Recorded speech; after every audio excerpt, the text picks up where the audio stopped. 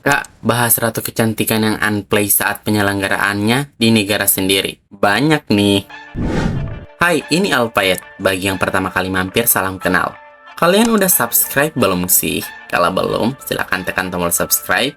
Like kalau kalian suka pembahasan kayak gini, komen juga tanggapan-tanggapan kalian, serta share ke teman-teman kalian. Sebab di sini kita akan mengupas sisi lain dari pageant secara tajam, setajam mulut netizen.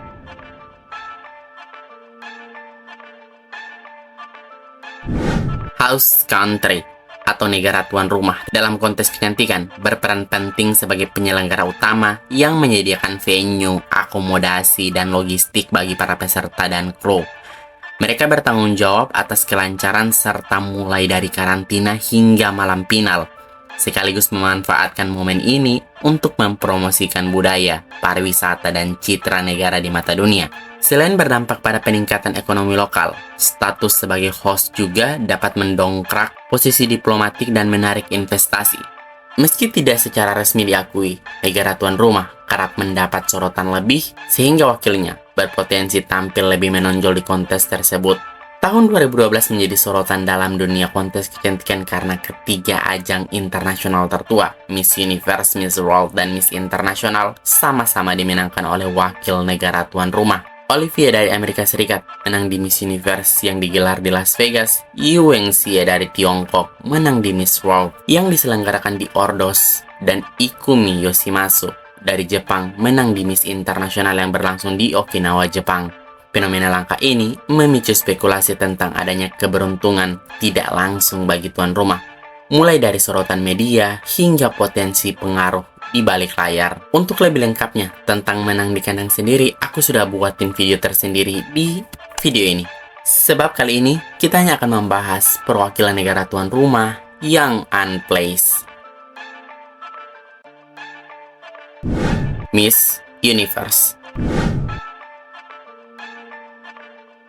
Pada Miss Universe 2000 yang digelar di Nicosia, Cyprus, wakil tuan rumah Diana Drousyhioty gagal masuk semifinalis alias unplaced, menjadikannya salah satu contoh langka di mana negara tuan rumah tidak lolos ke babak selanjutnya.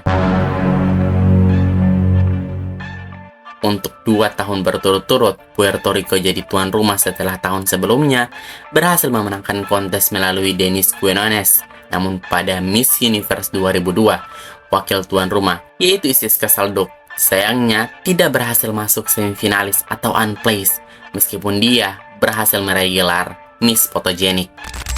Kemudian ada tahun 2005 yang diadakan di Bangkok. Wakil tuan rumah Chananpon Rosjan gagal masuk semifinalis, namun berhasil memenangkan penghargaan Best National Costume. Kemenangannya di kategori National Costume ini jadi pelipur lara bagi Thailand yang tahun itu unplaced, meskipun menjadi tuan rumah. Menariknya, pada tahun berikutnya di 2006, wakil Thailand malah berhasil masuk semifinalis. Tetapi hal ini memunculkan spekulasi bahwa itu adalah bentuk kompensasi atas ketidakterpilihan di tahun sebelumnya. Lalu pada Miss Universe 2009 yang diadakan di Nassau, Bahama, wakil negara tuan rumah gagal masuk semifinalis dan tidak meraih satupun penghargaan khusus, menjadikannya sebagai salah satu contoh tuan rumah yang benar-benar pulang tanpa hasil.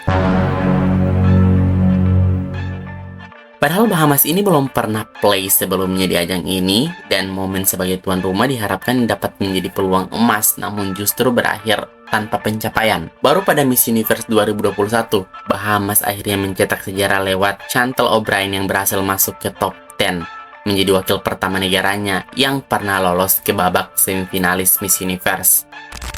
Dan ini yang cukup heboh pada tahun 2010 yang digelar di Las Vegas, Amerika Serikat. Wakil tuan rumah Rima Paki mencatat sejarah sebagai wanita Arab, Amerika, dan Muslim pertama yang menjadi Miss USA, namun gagal masuk semifinalis alias unplaced.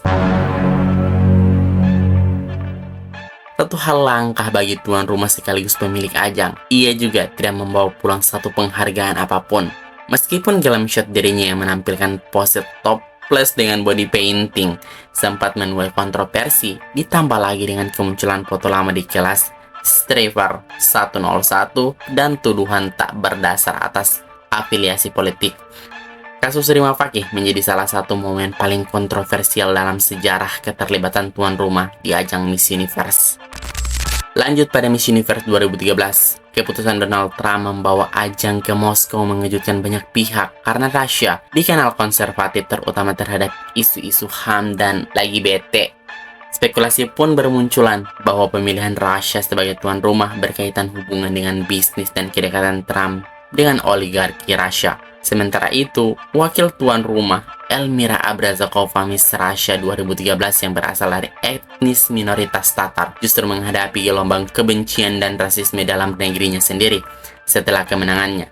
Banyak warganet Russia menyerangnya secara online dengan komentar bernada nasionalis menyebutnya bukan wanita Russia hingga membuatnya sempat menutup akun media sosial.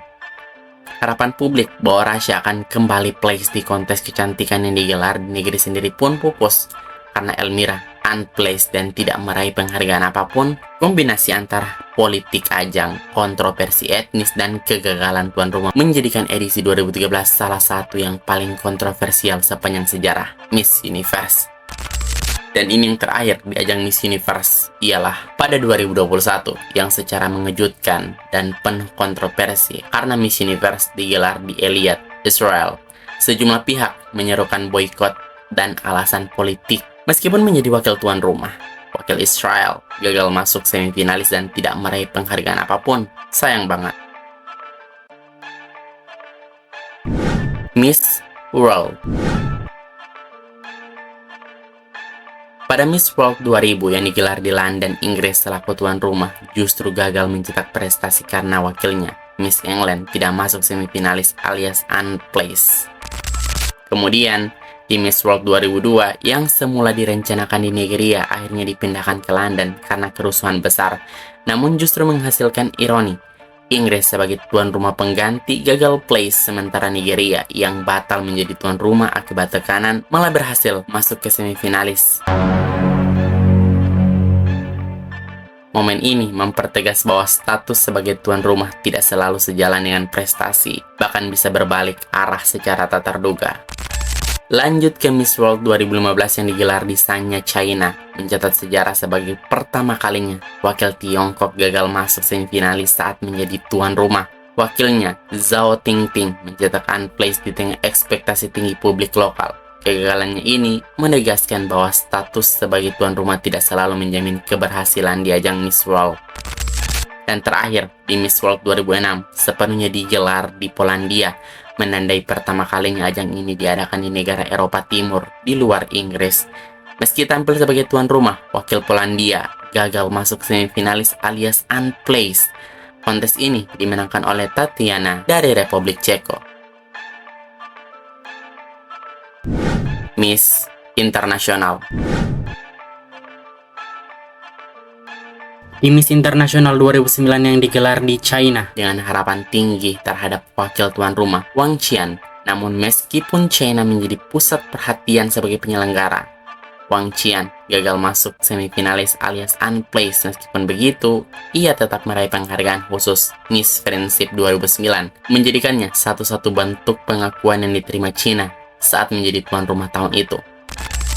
Kemudian berlanjut ke Miss Internasional 2011 yang mencatat kembali kegagalan tuan rumah masuk semifinalis atau place, yaitu wakil Cina tidak lolos ke semifinalis namun berhasil membawa pulang gelar Miss Thailand 2011 berkat bakat yang ditampilkannya.